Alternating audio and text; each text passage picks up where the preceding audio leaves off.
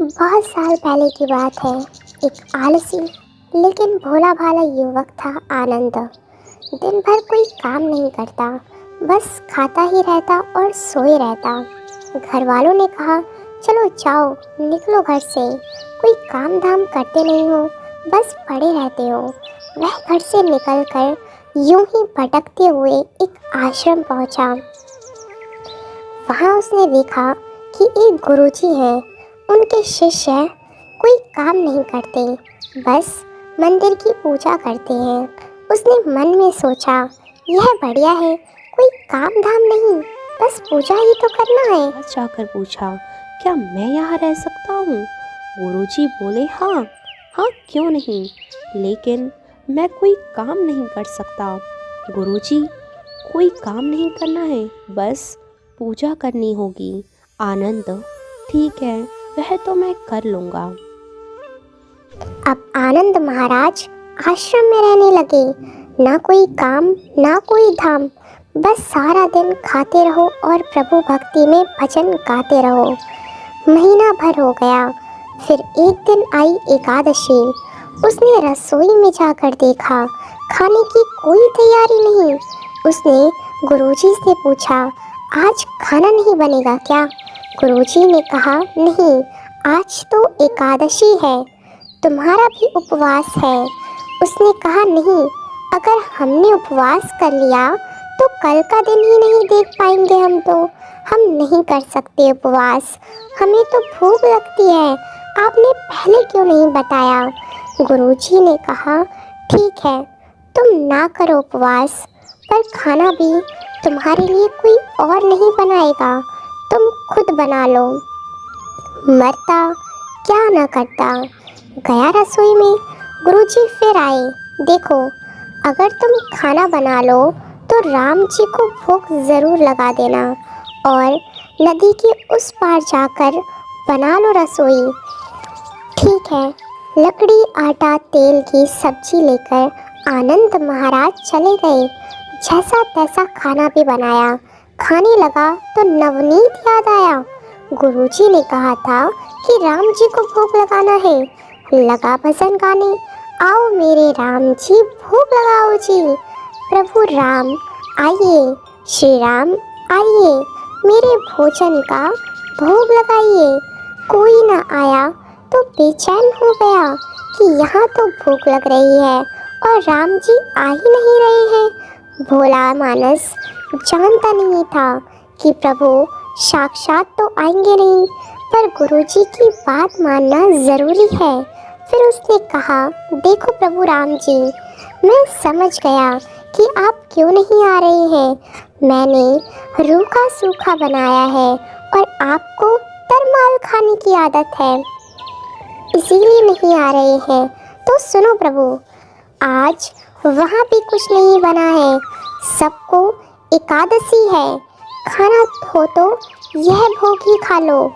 श्री राम अपने भक्त की सरलता पर बड़े मुस्कुराए और माता सीता के साथ प्रकट हो गए। भक्त असमंजस में, गुरुजी ने तो कहा था कि श्री राम जी आएंगे, पर यहाँ तो माता सीता भी आई है और मैंने तो भोजन बस 2 लोगों का बनाया है।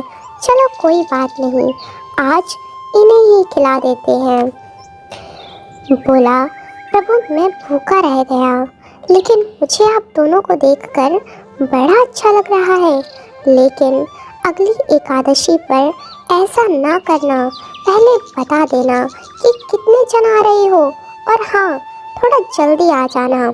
राम जी उसकी बात पर बड़े मुदित हुए, प्रसाद ग्रहण करके चले गए। गुरुजी से कहा, गुरुजी, ये आपके प्रभु राम जी अकेले क्यों नहीं आते?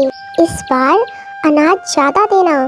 गुरुजी को लगा कहीं ये अनाज बेचता तो नहीं है, देखना पड़ेगा। जाकर भंडार में कहा, इसे जितना अनाज चाहिए दे दो, और छुपकर उसे देखने चल पड़े। इस बार आनंद ने सोचा, खाना पहले नहीं बनाऊंगा, पता नहीं कितने लोग आ जाएं, पहले बुला लेता हूँ, फिर बनाता हूँ। फिर टेर लगाई, प्रभु राम आइए, श्री राम आइए, मेरे भोजन का भोग लगाइए। सारा राम दरबार मौजूद। इस बार तो हनुमान जी भी साथ आए, लेकिन यह क्या, प्रसाद तो तैयार ही नहीं है। भक्त ठहरा और भोला भाला बोला, प्रभु इस बार मैंने खाना नहीं बनाया। प्रभु ने पूछा, क्यों? बोला, मुझे मिलेगा तो है नहीं, फिर क्या फ़ायदा बनाने का, आप ही बना लो और खुद ही खा लो।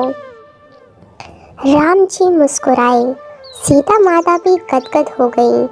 उसके मासूम जवाब से लक्ष्मण जी बोले, क्या करें प्रभु? प्रभु बोले, भक्त की इच्छा है, पूरी तो करनी पड़ेगी, चलो लग जाओ काम से। भक्त एक तरफ बैठकर देखता रहा। माता सीता रसोई बना रही थी तो कई ऋषि मुनि यज्ञ गंधर्व प्रसाद लेने आने लगे। इधर गुरुजी ने देखा खाना तो बना नहीं, भक्त एक कोने में बैठा है।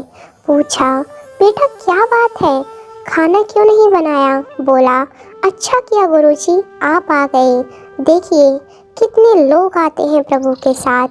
गुरुजी बोले, मुझे तो कुछ नहीं दिख रहा तुम्हारे और अनाज के सिवा। भक्त ने माथा पकड़ लिया, एक तो इतनी मेहनत करवाते हैं प्रभु, भूखा भी रखते हैं और ऊपर से गुरुजी को दिख नहीं रहे, यह और बड़ी मुसीबत है। प्रभु से कहा, आप गुरुजी को क्यों नहीं दिख रहे हैं? प्रभु बोले, मैं उन्हें नहीं दिख सकता। बोला, क्यों? वे तो बड़े पंडित हैं, ज्ञानी हैं, विद्वान हैं, उन्हें तो बहुत कुछ आता है, उनको क्यों नहीं दिखते आप?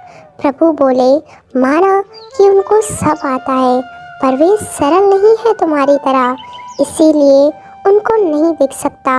आनंद ने गुरुजी से कहा, गुरुजी प्रभु कह रहे हैं आप सरल नहीं हैं, इसीलिए आपको नहीं दिखेंगे। गुरुजी रोने लगे, वाकई मैंने सब कुछ पाया पर सरलता नहीं पा सका तुम्हारी तरह, और प्रभु तो मन की सरलता से ही मिलते हैं। प्रभु प्रकट हो गए और गुरुजी को भी दर्शन दिए। इस तरह एक भक्त के कहने पर प्रभु ने रसोई भी बनाई। जय श्री राम।